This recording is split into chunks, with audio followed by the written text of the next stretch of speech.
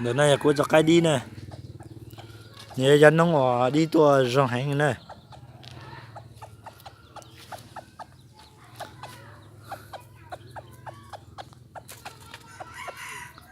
Cô là sợ nó có sẽ đẹp vợ,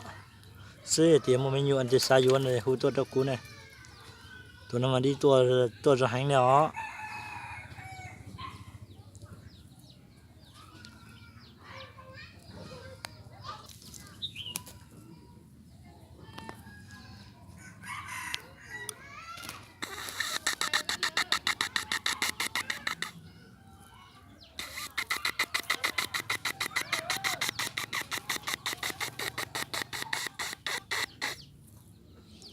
Nó xuyên này giờ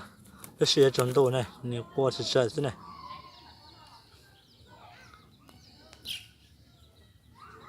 Cũng một cái đấy cũng nhiều hết,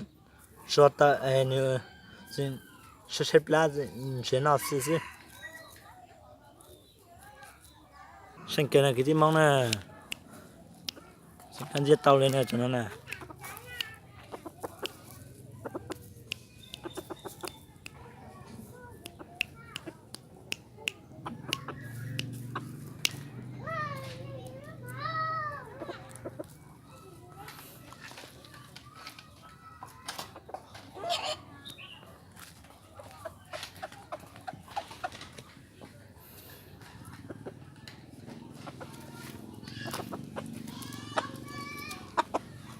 Một phát tập sai nè,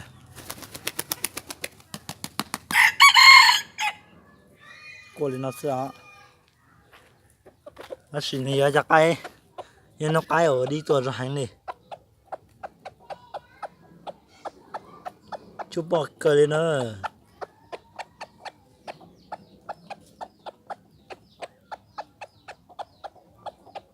cũng một chỗ mà lúc xưa cũng một chỗ mà này, mà nó xin nó, thật cô đi nè, đi nó mà thằng này, chú nó màจะป้อมาตัวรองเกลือเลยเนี่ยจะเราก็ตัวเลยเนี่ย